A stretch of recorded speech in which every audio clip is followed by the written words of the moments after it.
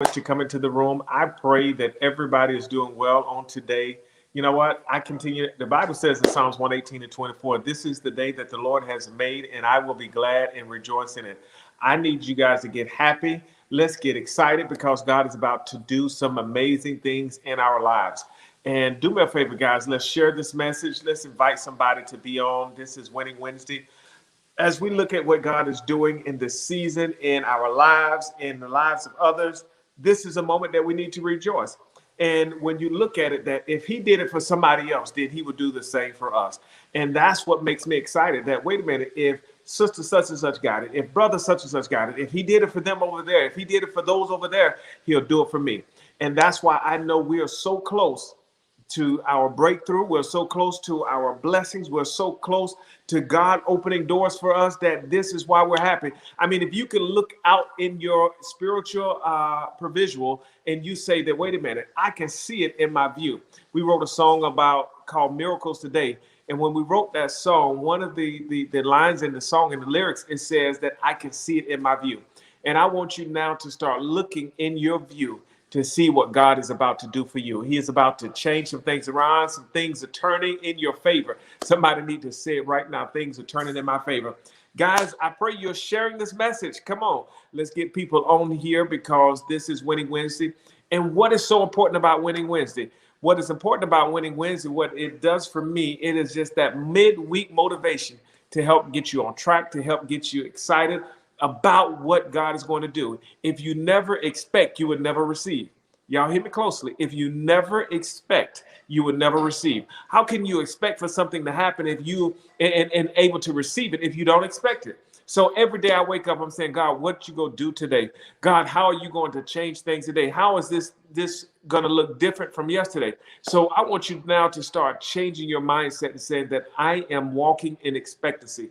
I am walking in favor. I am walking in knowing that God is going to do some magnificent things. This is the year of the supernatural. We came into 2021 and we started declaring this is the year of the supernatural. So that if you haven't believed it, if you haven't received it, I want you to start claiming it right now and start saying this is the year of the supernatural. And I know that what God is going to do, he's going to blow your mind.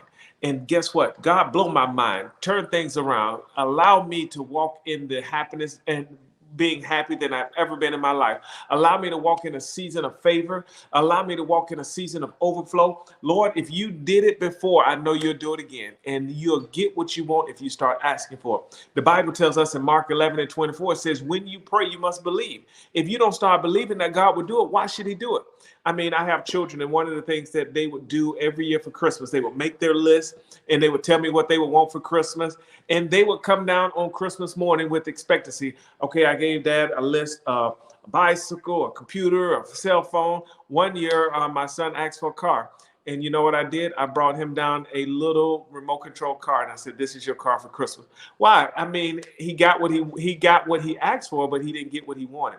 Sometimes our faith and believing what God would do is so small. And if we can elevate the faith, God will give us exceedingly, abundantly above all that we can ask or think, according to the power that worketh in you. So today, I never want you to sit back and allow your faith to be like how my son was.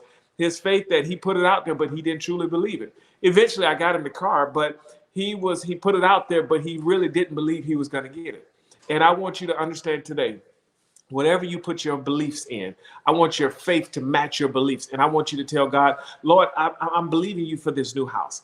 I'm believing you for this promotion. I'm believing you for this new business venture. Whatever it is, you start believing God for the bigger. And if you start believing God for the bigger, then as you start getting to that place, small things turn into bigger things. That's why the writer tells us in Nehemiah 8 and 10, it says, despise not the day of small beginnings. And if you start looking at where you're at and what you cannot have, then God said, well, if you don't believe it, I can't give it to you. So that's why the Bible tells us in the book of Mark, it says that when you pray, believe. So if you pray for it, now it's time to start believing that God is manifesting what he told you it will come to pass.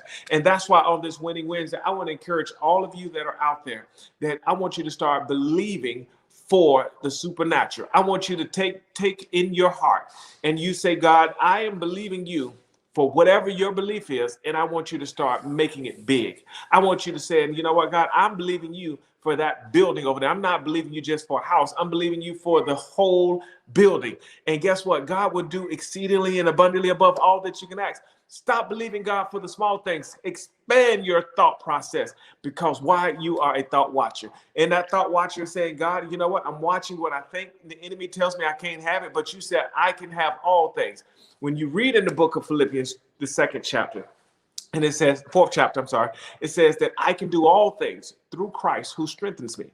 So when you look at that, what God can do for you, he will give you exceedingly abundantly above all that you can ask. So then if you're believing God that you can have all things, the Bible tells us in the book of Philippians, I can do all things through Christ who strengthens me. So then when you look at that, what God can do for you, he can give you more that you can ask, more that you can think, but all you have to do is be ready to receive it. And that's what brings me to my point today. Who told you you can't have it? Who told you that you can't be an overcomer? Who told you that you can't be healed? Who told you that you can't have what you believe in God for? And what the enemy's job is to take our mind off of what God said we could have. Because when you start walking in the supernatural, Peter got off the boat and he started walking on the water. And when you start believing God that, Lord, if you said it, that settles it. I can have for whatever I want. I can believe what you said. It will come to pass. And that's what I want you to do today. Who told you you couldn't have it? I mean, let's take somebody from the Bible. Let's look at Jacob. Jacob went through a lot in his life. Joseph went and he had to endure so much. Even Jacob wrestled with the angel. And he told him, he said, I won't let you go until you bless me. And it cost him something. The angel hit him in the thigh, and he was caused to walk with a limp for the rest of his life. But he held on to something that he believed. He didn't give up. And he said, no matter what is happening, I'm not going to let go until you bless me. And when you go through life, you got to be just like Jacob. You say, you know what, Jacob, I'm holding on. I'm not letting go. God, you said I can have it. I know things are coming up against me. I know doors are closing in my face, but Lord, you told me I can have it. And when you say that and you believe it, God will say that I am looking down at my son, my daughter's faith. And now I'm telling them that you can have whatever you want. And today I want you to ask God for that supernatural blessing. I want you to ask God, say, Lord, I'm walking in my season of overflow. And Lord, you told me whatever I say I can have it. Now let's take Joseph's life. Joseph was hated by his brothers. He was thrown off into a well. He was sold off into slavery. But everywhere he went, God caused him to prosper. And I'm telling you, in the midst of your darkest hour, in the midst of in your life right now, where you're thinking things are not going right, you're thinking that it can't get any worse. But everywhere you're at, God still calls you to be blessed. He's still causing you to prosper. Other people are in a worse situation than you are. But what God is showing you, he's saying that if I did it before, I would do it again. Joseph, his brothers hated him because God was using him. People in your life now, look at your corner. And I want you to evaluate the people that are around you. Everybody ain't happy because you're talking about God and you're talking about what God is going to do and you're talking about how God is going to bless you. They're looking at you like, who do you think you are? But then when you stand boldly on what God promised you and what God told you, then it shall come to pass. And I want you to say it with me today. It shall come to pass. Even though it don't seem like it, it shall come to pass. Somebody need to be putting that in the comment section right now. It shall come to pass. Who told you that you can't be healed? Wait a minute, the doctor said it or did God say it? When you put your faith and trust in God, now you're saying, God told me by his stripes I am healed. And when you start standing on his word, the Bible says he uphold the power of his word. So the power is in the word. When God spoke in the beginning, he said, and let there be. And he said, let there be. And he said, and there was. And he said, and it came to pass. And he said, and it manifested. In the beginning, everything, God spoke a word. Today, you need to start speaking life into everything that you're going through. You're saying, you know what? I'm sad. I'm not happy. Speak life to that and say, you know what, God, thank you for allowing me to be happy. You're going through in your body. You speak life to it and say, God, thank you for healing me. If you're going through financially, speak life to it and say, God, thank you for my finances. Because what you say out of your mouth, you're bringing it to pass. Watch this. The Bible tells us in Isaiah 55:10, it says, "Those shall the word be that goeth forth out of my mouth. It shall not return unto me void, but it shall accomplish where I sent it." Go back to the word shall. It says not maybe, not might, but it shall. And that's what you want to stand on today. On this Wednesday, I want you to say it with me. It shall come to pass. Who told you that you can't be rich? Who told you you can't drive that car? Who told you you can't live in that certain neighborhood? And if God said it, that settles it. It shall come to pass. And as you start standing on God's word, as you start standing on his promises, I'm telling you today, I just come by to lift you up, to encourage you that who told you that it cannot come to pass? It wasn't God. Because when you stand on what God says, it shall come to pass. The Bible tells us in Deuteronomy, the 28th chapter, and it says that if you will hearken unto my voice and obey my commandments, what God is looking at, will you obey his word today? Will you obey what he said? Will you stand on the promises of God? And when you do these things, he said, if thou will hearken, mean, will you listen? God is trying to talk to each and every one of us today.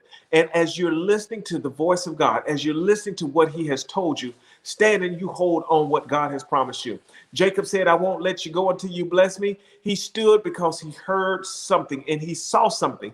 I want you to start seeing your future in today. I want you to say, I'm looking at today. I'm standing in today and I'm looking at my future. And my future looks better than where I'm at now. And when you start decreeing it, when you start speaking it, it starts coming into fruition. And that's what I want you to do today. Look at yourself in the future. Look at yourself and when you're saying God is going to do. Look at yourself and you're saying that God, this is what you promised me. And now you're seeing yourself in everything that you needed. You're seeing yourself in everything that you believe God for. You're seeing yourself in everything that you desire. I'm talking to somebody now. You're in the best relationship of your life because you're seeing it coming to pass. I'm talking to somebody who's already walking into their new house. You've already got the keys because you saw it and it came to pass. I'm talking to those out there who's daring to believe. And if you can dare to believe today, on this winning Wednesday, you're saying that you can have whatever you want. When you start hearing those negative voices come into your mind, who's telling you this? And you're saying today that God, I believe your word. I believe what you said to me, and I'm standing on your word. It shall come to pass. And when you say it, you start believing it. The more you say something, then you start seeing God bringing it to pass. I remember when I first got ordained into ministry, and my dad first called me into ministry. He said, God called me into ministry. And the first thing he said, that you are a minister. And it was years, guys, that I would sit there and I would be like, I'm not a minister. I would be embarrassed. I would be literally shamed to tell somebody I was a minister of the gospel. So I lived a double life. Outside of the church, I was who I was. Inside the church, I was minister. But I cringed at the thought of being a minister in the church. So don't call me minister. I didn't want you to relate to me as a minister. But the more I continue to say it, the more I continue to walk in it. One day I woke up and I said, hey, I am a minister. I am God's servant. I am the man of God. And the more you continue to say something, you're going to start walking into your promise. You can't see it today, but guess what? Tomorrow is coming.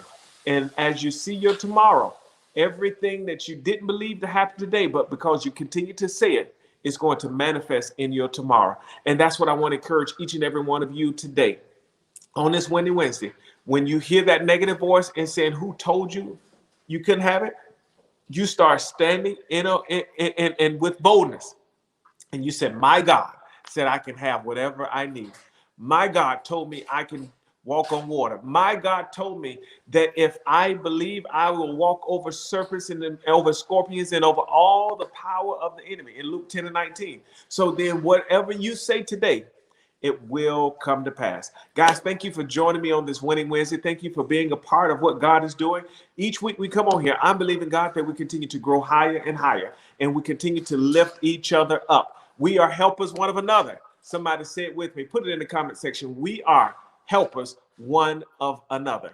Guys, I love you. God bless you. And make sure you join me this Saturday night for the Global Prayer Wall. I'm believing God that somebody's going to get set free. Somebody's going to get healed. Somebody's going to get delivered. Look at what I did. I said it first. And watch, we start walking into the obedience of what God is going to do. He's going to bring it to pass. Guys, I got to get out of here. Make sure you join me on this Saturday for the Global Prayer Wall, 8 p.m. I'm here every Wednesday at 8 a.m. as we continue to lift each other up, as we look at in our life on how we can win. And if you miss all of that, guys, I'm back here every Sunday morning, for a word from the Lord. I'm in this series talking about one word. I pray you've been watching for the last couple of weeks. It's been a powerful sermon, and I can't wait till you hear the conclusion of the one word series this Sunday. It's going to bless you. It's going to bless you. It's going to bless you. Guys, I got to get out of here. I can't wait to see you this Saturday night for the Global Prayer Wall. God bless you. God keep you. And if I haven't told you lately, I love you, and there's nothing you can do about it.